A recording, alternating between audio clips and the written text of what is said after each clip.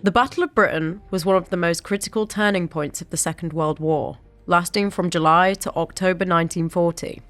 As aircraft filled the skies, the RAF successfully defended Britain against the Luftwaffe's attempt to gain air superiority. Within a few months, Hitler was forced to postpone and eventually abandon his plans to invade Britain. Had Britain lost, the consequences might have been catastrophic, potentially opening the door to a German invasion and a dramatic shift in the course of the war. The stakes could not have been higher. The battle showcased not only the bravery of pilots, but also the importance of coordination, intelligence, and infrastructure behind the scenes. But how did Britain organise such a strategic success?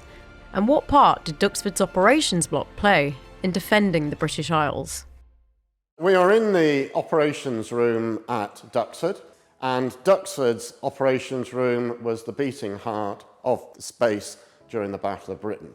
Duxford was a sector station, and the function of Duxford was twofold: to provide defence for the East Midlands, and secondly, to help 11 Group if it was overwhelmed, as it was on various occasions. The Duxford story does give us insights into the Battle of Britain. First of all, that it was a complex infrastructure. It wasn't just dealing with pilots, and you could argue that the very survival of Duxford reflected the defensive depth of the RAF. The Luftwaffe's campaign over Britain unfolded in calculated phases, driven by military needs and political motives. In the first phase, from the 10th of July to the 6th of August, they focused on shipping lanes and coastal installations, aiming to cripple British ports and disrupt merchant supply routes. They also sought to provoke the RAF into open combat. From the 6th of August to the 6th of September, attention turned to aircraft and production facilities. The Luftwaffe aimed at RAF bases along the south coast. Bombs rained down on key factories like Supermarine in Woolston and Hawker in Weybridge. On the 12th of August, the Germans turned to Britain's unseen defences, radar. The Luftwaffe attacked 5 radar stations in the second phase of the Battle of Britain: Canterbury, Dover, Rye, Pevensey and Ventnor. The Germans disabled the stations for a day, but they were quickly repaired. From the 7th of September, the Luftwaffe targeted cities and towns aiming to crush the spirit of the nation. London was soon ablaze, and the enemy quickly moved on to places like Birmingham, Bristol, Manchester and Coventry. Streets were reduced to rubble, and families emerged from shelters to find their homes gone. This was no longer just a battle for airspace, it was a battle for survival. A decisive response from the RAF to Hitler's aerial assaults was more crucial than ever. How did the RAF actually react to the threat of German aeroplanes? Well, with a rather amazing pragmatic flexibility, not really associated perhaps with the RAF. Fairly early on, they decide that the Hurricane, the slightly slower of the main fighters, it's only about 25 miles an hour slower, should focus on the bombers, and the Spitfire, the quicker, more agile of the two, would focus on the German fighters, the Bf 109s. They also make the decision not to chase the German aeroplanes back over the channel. In other words, to far as possible, deal with things on a home turf.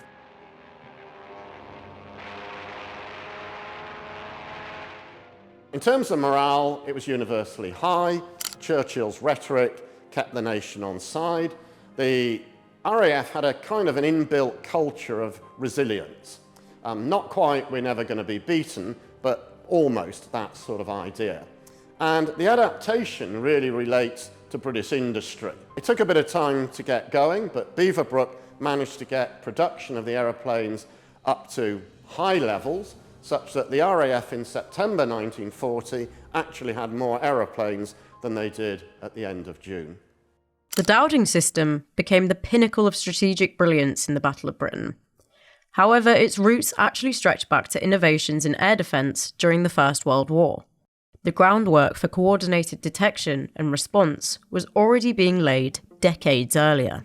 Edward Ashmore came back from the Western Front on the 31st of July 1917 and began to set up immediately the London Air Defence Area. He established an office in the centre of London near Whitehall, and in that office was a big map, a gridded map, not that dissimilar to the one in front of me here, and he presided over it, literally sitting in a high chair with an assistant by the name of Higgins, and he set up 200 observer posts.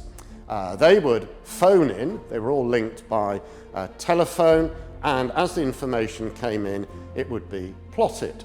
He also had set up a ring of anti-aircraft guns. By 1918, he had about 600 of these in a ring 25 miles from London, and within that ring, he had fighter aeroplanes, some 378. He even had 18 balloons for use as a barrage. Conceptually, you could argue that Ashmore provided the DNA for the Dowding system. You could equally say the LADA, London Air Defence Area, was the prototype for Dowding's system. At the core of the Dowding system was radar, an early warning technology developed in the 1930s that enabled rapid detection and response to incoming enemy aircraft. The system combined radar intelligence with reports from the Royal Observer Corps and passed the information through a clear chain of command, allowing controllers to direct fighter pilots quickly and effectively. The integration of radar into the Dowding system became fundamental to Britain's chance of victory. The Dowding system was the integrated air defence system that was fundamental to Britain's victory in the Battle of Britain. Hugh Dowding became Chief of Fighter Command in 1936, and it was his vision that integrated radar into an air defence network. You could argue that radar would not have been effective unless he'd put it into a system, a command and control network, in our words today, a real-time defensive network. The advantages of it were that scarce resources like pilots and aeroplanes were conserved. You only put them in the air when you had a target, and you could argue that he created order out of chaos. Without radar, aeroplanes would literally have been chasing shadows. You could equally argue without radar, Britain could have lost the Battle of Britain. And you could equally argue that without Dowding's system, radar could just have been a scientific quirk and therefore wasted. The structure of the Dowding system was crucial to the rapid dissemination of information. Radar stations, operations rooms, and fighter command were all linked in a seamless chain. This coordination gave Britain a decisive edge in responding to attacks with speed and precision. But it wasn't just radar and fighter aircraft which drove Britain to victory. By the start of the Battle of Britain, there were 30,000 men in the Observer Corps. They were trained, they were competent, and they were in observer posts, which were about 10 to 12 miles apart, largely on the eastern side and the southern coast of Britain. They were all linked by telephones to an Observer Corps network, and they are the unsung heroes of the Battle of Britain. Everyone goes on about radar. Radar told us the aeroplanes were coming. The Observer Corps told us where they were going to go, and that was important for interception. There was an anti-aircraft command formed on the 1st of April 1939 under a General Pyle. He had some 1,200 large caliber anti-aircraft guns at the Battle of Britain, and he had 200 smaller caliber. The big calibers could get up to 30,000 feet, the smaller ones 20. There were also 3,932 searchlights. The two worked together. There is a bit of debate, but there is a suggestion from one source that 219 German aeroplanes were shot down by the end of the Battle of Britain.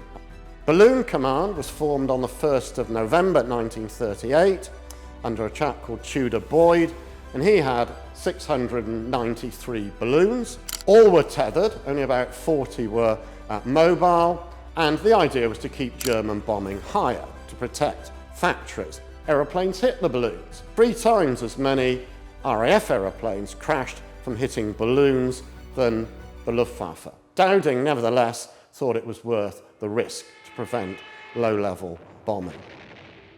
The whole network was commanded from Bentley Priory, and that was the head of Fighter Command, and they controlled the whole system. In the summer of 1940, Great Britain had the world's first integrated air defence system. In the operations blocks themselves, everyone had a role to play. Both women and men worked tirelessly, day and night, to defend the British Isles. Here I am in the controller's position at the operations room at Duxford. The controller was really in charge of the operation. It was his job to speak directly to the pilots and ideally to vector them in towards the Germans, ideally at the same altitude, if not higher, and with the sun behind them. He had to be clear-thinking, calm, phlegmatic, and it was also suggested it helped if he socialised with the pilots. During Duxford's time in the Battle of Britain, the controller was Alfred Basil Woodall. Dilip Sarkar, in his opinion, Woody was one of the best controllers that there was. He was helped by an Operations A, and he was linked with 12 Group HQ that was at Watnall, then Hucknall, and he would be given the order to scramble the aeroplanes. He also was linked with the Observer Corps, and in the Duxford context, he'd be getting information from both sources. Operations B, the next man across, his job was to scramble the aeroplanes, and he was linked with dispersal officers on the base. We then had Army liaison officers. They were behind me, and they were linked with the Observer Corps, anti-aircraft locations. There were some anti-aircraft guns around Cambridge, and they also had the capacity to deliver air raid warnings. On the floor, we had WAFs, and they were important in the sense that it was their plotting of the information that gave us the real-time situation that the controller from here could interpret. The work was hard. They needed to concentrate. It was 4 hours on, 4 hours off, and every 3 days it was 8 hours on and 8 hours off. They were linked in some cases with radar stations and in other cases with observer posts, and the information was plotted using wooden blocks, basically saying whether it was friend or foe, secondly the number of aeroplanes, and thirdly the altitude. As the information came in and was plotted on the table, the WAFs would look at the clock, see where the minute hand was in a coloured segment, and arrows commensurate with that colour would be put on the board. And they would be updated every 5 minutes, so that the controller looking down on the board got an idea in real time what the situation was. It was very much a collaborative effort. If it hadn't been for the plotters, the controller couldn't have made his decisions. And if the controller didn't make his decisions, then what the ladies were plotting was worthless. There is a famous picture taken at the height of the Battle of Britain of Duxford's operations room. It shows you that Britain's survival was not a matter of chance or just simply pilots' bravery. It was a product of a system, a human system. Each figure had a role and every role mattered. You could argue that that picture is a visual metaphor of the Dowding system, a network, not simply a chain of command. Germany effectively lost the Battle of Britain by October 1940. After months of intense aerial combat, the Luftwaffe failed to gain air superiority over the RAF, a key requirement for Hitler's planned invasion of Britain, known as Operation Sea Lion. Britain's victory was shaped by the RAF's strategic resilience and the Luftwaffe's inability to meet its objectives. Duxford's operations block represents the practical brilliance behind Britain's air defence. Its contribution was instrumental in turning the tide against the German offensive. The defensive system was transformed by the Dowding system. A fragmented defence reaction was turned into a symphony of coordinated interceptions. Scarce squadrons were at the right place at the right time. That raised interception rates, Chance encounters became systematic defence, and information was turned into power, and power was turned into survival. Churchill's rhetoric had been heard from Inverness to Duxford, and the RAF was very aware of this symbolic role. The future of Britain rested on their performance, and they were going to do everything they could to back that up. Operations rooms like Duxford are crucial to the legacy of the Battle of Britain, and they ensure that the sacrifices made 85 years ago are not forgotten and are at the forefront of people's memories.